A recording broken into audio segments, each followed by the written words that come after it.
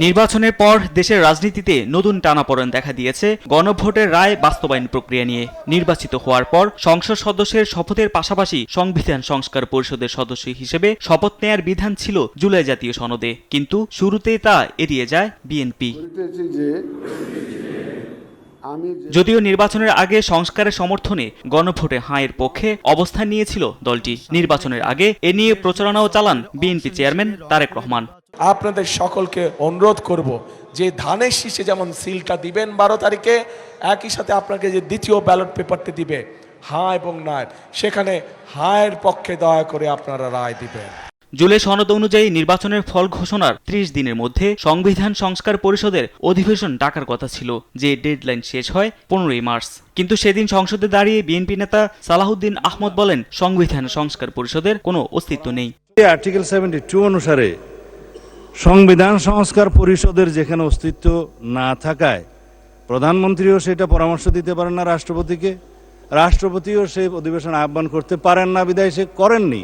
তবে সংসদে আলোচনার মাধ্যমেই তার সমাধানের পথ বের করতে হবে বলে জানান সালাহুদ্দিন আহমদ। জুলাই জাতীয় সনদকে আমরা সম্মান করি, প্রত্যেকটা অক্ষর এবং শব্দকে আমরা ধারণ করি। জুলাই জাতীয় সনদ যেভাবে স্বাক্ষরিত হয়েছে সেই বিষয় নিয়ে এই মহান সংসদে আলাপ হবে, আইন প্রণয়ন হবে, অ্যাকর্ডিংলি যদি প্রয়োজন হয় সংবিধান সংশোধন হবে। তারপরে যদি কোনো পরিষদ গঠন করতে হয় সেটা তারপরের ব্যাপার। তা আমরা কনস্টিটিউশনালি যাই, আমরা কোনো কিছুই অস্বীকার করছি না। 1.5 যুগ ধরে ভালোবাসার নিড়ে এসিআই পিওর সল্ট। সংসদে সমাধান চাইছে বিরোধী দলও। এক অংশকে সংবিধানের বাইরে গেলেও মানবেন, আর এক অংশ বাইরে গেলে মানবেন না, না মানলে দুইটাই না মানেন। শতকরা 70% জনগণ সংস্কারের পক্ষে গণভোটে রায় দিয়েছে। সেই গণভোটের শেষ অবস্থানটা কি হবে আমরা নোটিশ করে সংসদের ভিতরেই এর সমাধান আমরা করতে চাই। আমরা মনে করি যে গণ অভ্যুত্থান হচ্ছে সংস্কারের বৈধতা, এই অন্তর্বর্তী সরকারের বৈধতা।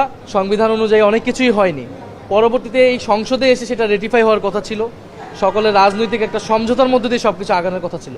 তো সেই সমঝোতা যদি সরকার দল বিনষ্ট করার চেষ্টা করে তাহলে তো জনগণ তার বিরুদ্ধে দাঁড়াবে, আমরা মনে করি, এবং আমরাও তার বিরুদ্ধে দাঁড়াবো।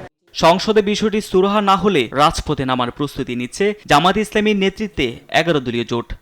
এটা যদি আপনারা না করেন, একটা অনিশ্চয়তার দিকে ঠেলে দেন জুলাই সনদ এবং জনগণের যে রেফারেন্ডাম, যে হ্যাঁ ভোটটা, তাহলে জনগণের প্রতি আমরা দায়িত্বশীল একটি বিরোধী দল হিসেবে আমাদের যে কমিটমেন্টের জায়গা থেকে, আমাদের নৈতিক অবস্থান থেকে আমাদের রাজপথ বেছে নেওয়া ছাড়া আর কোনো বিকল্প নেই। 68% জনগণ অর্থাৎ ভোটারদের 2/3 যেটার পক্ষে রায় দিয়েছে, আপনি সেটা মানছেন না, তাহলে তখন মানে আন্দোলন করা ছাড়া তো উপায় নেই। এটা তো সরকারের স্বৈরাচারী আচরণ, কমপ্লিটলি স্বৈরাচারী আচরণ।